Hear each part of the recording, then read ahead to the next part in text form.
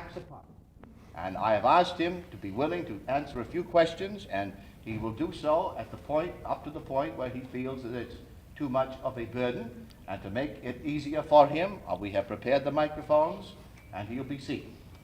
Now, we'll have the questions in the center, and I will recognize Mr. Pattis from the very back. Yes. Dr. DuBois, would you discuss in greater detail the conditions among the non-Chinese minorities, particularly in Xinjiang province, and their integration into the People's Republic? Would you tell us a few things about the non-Chinese minorities? For example, the peoples that are not Chinese in Xinjiang province, for which there has been prepared special programs and perhaps an opportunity to live in a way differently than they have lived before. Would you explain that to us? There are about 50 nationalities in China outside of the main nationality, the Hans. And the Chinese are very much aware of these cultures, these historic groups which have lived in China so long.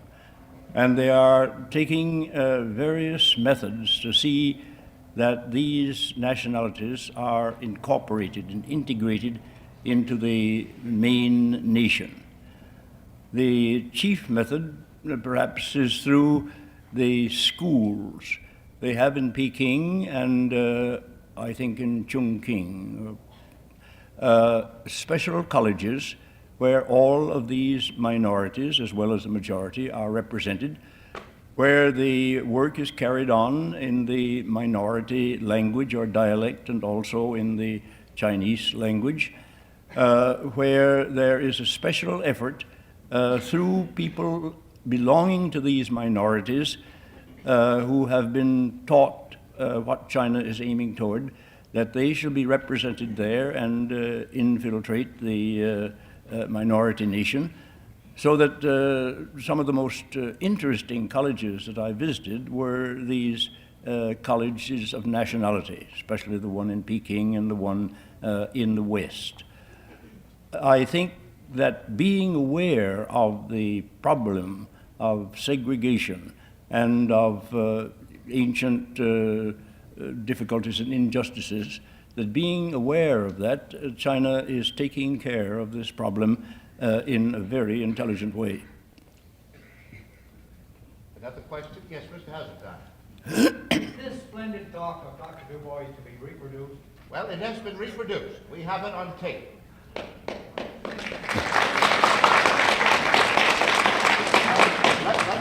I'd like to be able to use it again, of course. Whether it can be reproduced in another form is a question. It costs a lot of money to reproduce, but it still may be done. Let me say that the Boston Conservatory of Music does not own the amplification apparatus that we have here this morning. In other words, we had to hire it especially to be brought in here for amplification. When I spoke to you about the cost of maintaining the work of the community church, I mean that these things, everything we do costs money. The machine, if we own it, would cost $285. We would like to have an amplifying system. If we had the money, we would purchase one, so that from time to time, as the need occurred, we could have our addresses amplified, and there wouldn't be any question of people being able to hear. The voice, I might say, was recorded by one of our own members, Mr. Handel Hutchinson, and Mr. Sam Schachter has helped to make it possible for this machine of amplification to be handled at less money than we would otherwise have to pay. In other words, the machine costs money to hire, but the man costs an additional amount. But Mr. Schachter has offered his services so that the machine hasn't cost as much as it would otherwise. I say these things so that if anyone is be uplifted this morning, they might see that we get amplifying system. This young lady has a question. Yes. Yes. Sir, I was wondering what general consensus of the art critics in this country about communist and socialist art. In general, it is not considered to be good. Would you comment on the criticism of communist art? That is, the art, I suppose, particularly in Russia, not China, so much as Russia. Well, I was thinking of China and Russia. My only personal experience with it is, let us say, the pictures of the Soviet exhibit, which I felt were posters. There seems to be a general opinion among the American art critics that Soviet art is not up to modern standards, that is, that it's inferior. Would you comment on the canons of criticism and on the nature of Soviet art and anything else you have to say in reference to this opinion? No, I will not. I am not an artist, and I don't know anything about art criticism. There are some things which I enjoy. There were artistic productions in the Soviet Union and in China, which I greatly enjoyed. But as to making comparison, that's entirely beyond me. I don't know anything about it.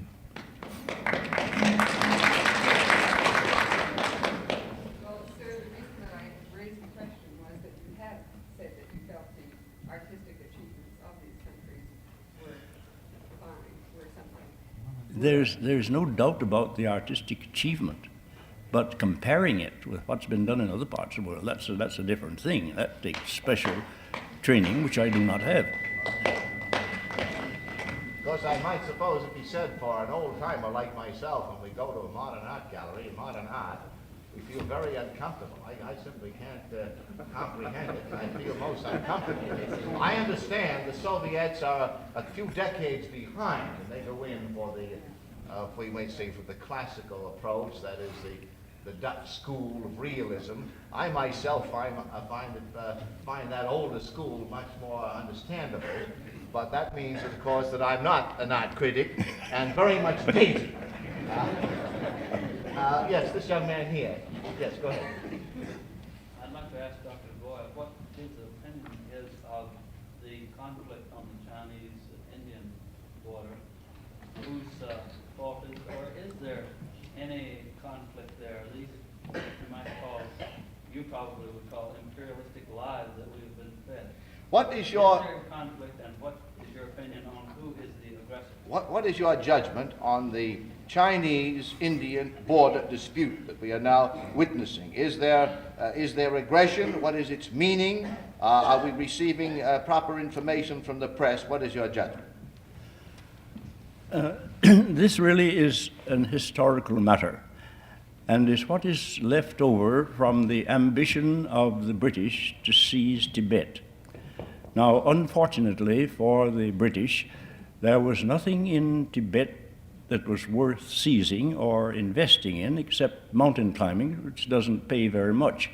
So the attempt of the British to seize Tibet, which is a difficult country to seize, fell through. But the heirs of that ambition were the great Indian merchants who had invested in various kinds of industrial work, and who, among other things, had a peculiar chance to send their merchants into Tibet to buy for nothing matters which they sold for a great deal, so that sometimes I am told that their profit was something like 1,000%. Now, when there comes trouble between China and India with regard to Tibet, it's natural that these merchants and investors should stir up trouble. The trouble that they have stirred up is echoed in the papers which you read. There's another side to it which you could read if you read other papers or if letters were not interfered with. There is another difficulty. As I have said, Tibet is an extremely difficult land. It is practically isolated by nature. That isolation began to be broken down when the Chinese built roads into their province of Tibet. within the last 10 years, for the first time, you can get different kinds of commercial materials out of Tibet on wheels and by automobile, while before that it had to be carried on the backs of men or rolled down in all sorts of impossible ways. But the Chinese built from Peking to Lhasa one road, another road from Xinjiang, with very great difficulty and at great cost, and now Tibet has a way open to the world. Now that was a signal, of course, for those who wanted to keep the old situation, to raise a cry, and they knew they would get sympathy in the United States, a little more muted sympathy in Britain, and a great deal of sympathy from Chiang Kai-shek. So that that brought up the final difficulty, and that is the border between India and China had never been drawn. It was almost a physical impossibility to draw it. So that if there had been no matter of quarrel there or no conflict of interest, it would have been very hard to say where the border was should be drawn. And what the Chinese have been trying to do, and what the more sane part of the Indians have been trying to do, is to say, this is the time when we should sit down and draw this border. But in the meantime, there is, as I've said, this stirring up of trouble in the vain hope that you are going to have Tibet as a center of the fight against socialism. Dr. DuBois, how does the present status of Formosa compare with that of Red China? What is the present status of Formosa? That is, how does it compare with Red China? You mean in the development, in the social and economic development? Is there a comparison between the economic, social development on the island of Formosa as compared with the development on the mainland of Red China? I have a friend, an elderly lady who lives in Baltimore and who likes to write letters. And she wrote a letter to President Eisenhower not very long ago, and somewhat to her surprise, got an answer, not from him, but from the State Department, saying that they had seen the letter, that they were giving it attention, and they sent her some documents which she could read meantime. Now, what Anna Graves said in her letter to President Eisenhower was this. She said, suppose at the time of the Revolutionary War that the British had seized Martha's Vineyard and also Cuttyhunk and some places near, and had insisted on holding it, calling it the United States of America. You can imagine what the thoughts of the new Americans would have been under the circumstances. Now, that practically is a good illustration. Formosa, or Taiwan, belongs to China. There is really no question of that at all. The Japanese seized that in some other parts of China at one time, but for time immemorial, this is a part of China. And the United States and Chiang Kai-shek have seized this island. And they have put one of the largest, if not the largest fleet that we own there to defend our interests, that being apparently our western or eastern terminus. Now, the attitude of the Chinese illustrates Chinese character. In the first place, the Chinese are in no hurry at all. We went to see an irrigation project near Chongqing, where they had recently brought water into another valley. But they also pointed out that the original plan was 2,200 years old when they had begun this irrigation plan. So if they have to wait 10 years or 50 years for Taiwan, it really isn't going to make any difference to the Chinese at all, except they are going to have Taiwan. There isn't any question about that. I mean that this was our territory, this is our territory, just as they say about Tibet. Tibet has belonged to China, and the whole world has acknowledged it, and it's still going to belong. I do not think in the case of Taiwan there is insuperable difficulty, although, of course, what the Chinese have in mind is that in Taiwan live Chinese. They don't want to kill Chinese. They don't want to fight against Chinese.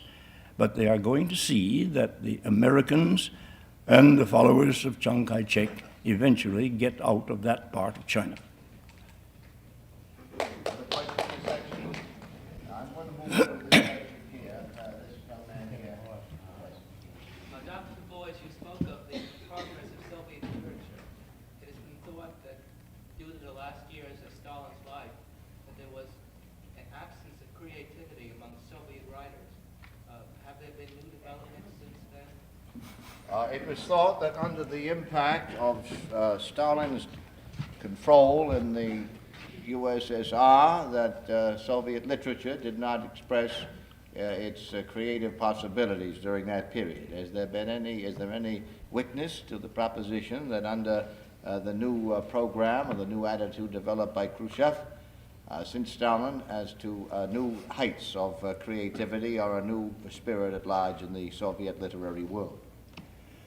It is very difficult to make any general statement about such things as art and literature in a large country like the Soviet Union.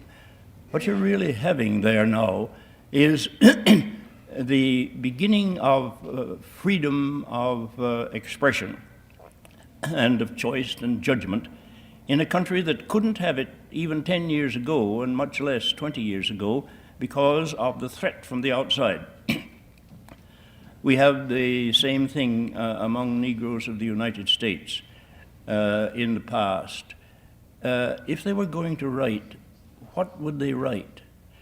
Would they write the things that they wanted to hear about, or would they write the things that the white people were going to buy? If they wrote something that the white people are going to buy, they might get rich at it.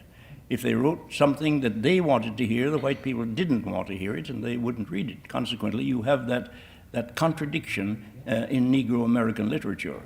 Now, you have the same contradiction in the past, I think it's growing less now, about what Soviet writers should write about. Should they write to entertain their own people and to make their own people more hopeful and confident? Or should they write what they wanted to say and what they saw? The ruling classes, the Communist Party and its advisors, for a long time were strict. You mustn't write something that is going to make the Russians ashamed of themselves or critical of themselves, so that you will spoil the whole end for which the Soviet Union stands.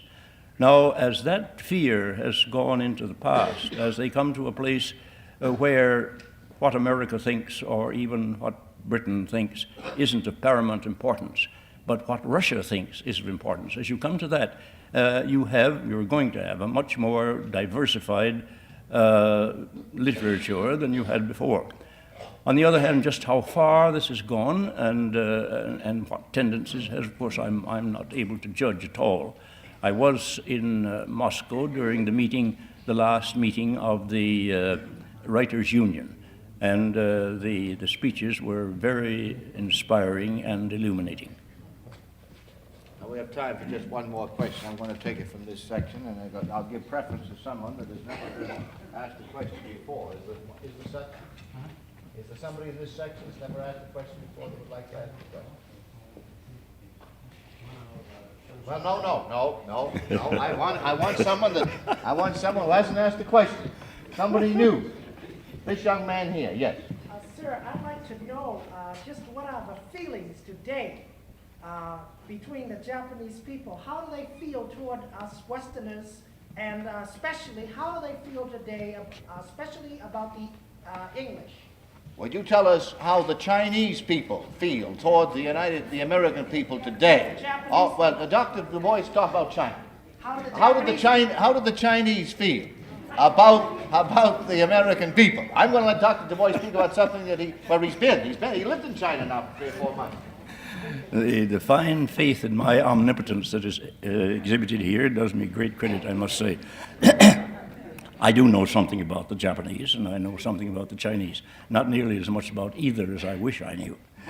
Now, there is only one thing that I'd like to emphasize, which is a sort of answer to your question.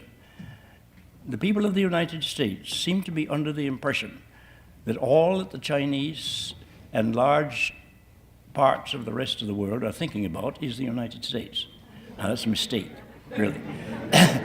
The Chinese people, the great mass of them, don't care a rap what you're doing or what you're thinking. They are bound up in the things that they have found that they can do, and in the objects which it suddenly dawns upon them they can work toward. So that the same thing is in the Soviet Union. You don't find people talking about the United States and the Soviet Union as we're talking about Russia, by any means. May come up once in a while, but it's a side question. Now, in China, it's even more one side. In Japan, it's a little different. You see, we still have our finger in the pie there. And the Japanese who have control would like to be blood brothers with the Americans. The mass of the Japanese, I don't think, are following them, but I'm not expert in that. That'll have to be the last question.